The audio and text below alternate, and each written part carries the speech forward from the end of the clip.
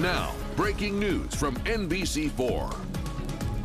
Guilty. The largest corruption trial in Ohio history ends with 2 guilty verdicts less than 10 hours after deliberations began.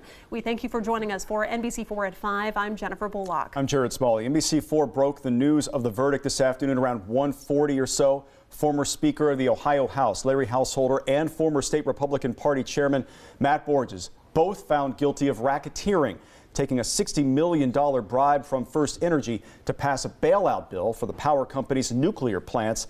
Here's what the federal prosecutor said moments after the verdict. What does this tell other elected officials? That the public trust is not for sale. As you just heard, the bribery scheme certainly had the power to tarnish how voters feel about their leaders.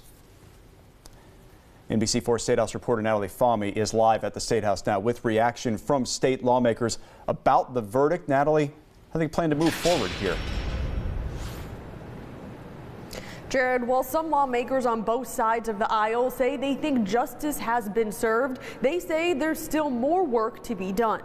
Representative Brian Stewart, who introduced the resolution to expel Householder as a member, says it would be unfortunate if we came out of a scandal of this magnitude without making any adjustments or changes to the way business is done at the State House. Minority Leader Representative Allison Russo says the verdict is a good sign, but agrees that action needs to be taken at the State House. She tells me she will be reintroducing anti-corruption legislation that she says will help ensure that no such scheme could unfold here again. I asked both representatives how they responded to people who might still think that Householder and Borges should have been found not guilty. They say that argument should be laid to rest now. It's important to understand that what Larry Householder did was not okay. And while that may seem, obvious to some people, I think that there has been just this years-long sort of debate about, was he going to be found guilty? Was he not? And this verdict, I think, should clear away any doubt that anybody has that it somehow was okay. Justice prevailed here, and a very strong message was sent by the court and the jury that pay-to-play politics will not stand here in the state of Ohio. But certainly, don't take joy in a guilty verdict, because at the end of the day, Ohioans are still paying for this corruption scandal, and we still have all of the makings for more corruption scandals like this to happen in the future. I reached out to Governor Mike DeWine's office as well. A spokesperson tells me Governor DeWine respectfully declines to comment. Local for you at the State House, I'm Natalie Fahmy, NBC4. All right, now to analysis of today's guilty verdicts in the corruption trial. Our Colleen Marshall joins us now with political strategists from both sides of the aisle. Colleen? This has been so closely watched by Democrats and Republicans, so we have one of each with us here today. Terry Casey, a Republican strategist, Dale Butland, a Democrat strategist. And Terry, I'm going to start with you. This is your party.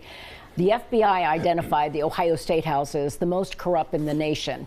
Now you have the former speaker being convicted, the former chairman of the Republican Party, convicted of racketeering. What should we take from this? Well, people should know where the line is of what you can do and what you cannot do. And in Ohio, sadly, we've had down in Cincinnati city council members, Dayton, Toledo also.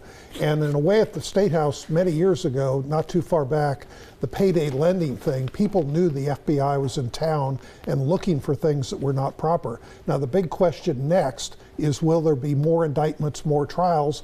Because clearly for people to get bribes, somebody has to offer them.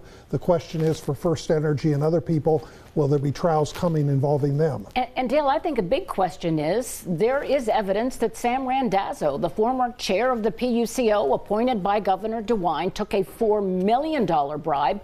First Energy admitted that. It was part of the testimony in this case, and yet no charges against him. Will we be seeing more? I wouldn't be shocked at all. Probably will be more shoes to drop, because let's face it, if you have a briber, which the company has already admitted they were, if you have a briber, you have a bribee, and bribery is not legal. But look, this may have been the biggest corruption trial in our state's history, but let's be honest.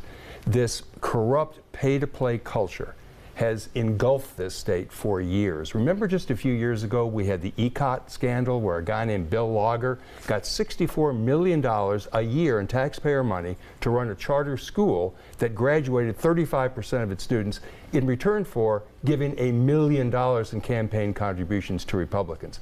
Unless voters impose consequences for this kind of thing, it's not going to change. And the reality is this was Republicans, but we've seen it with Democrats as well. So Terry, give us a final thought. Where does it go from here?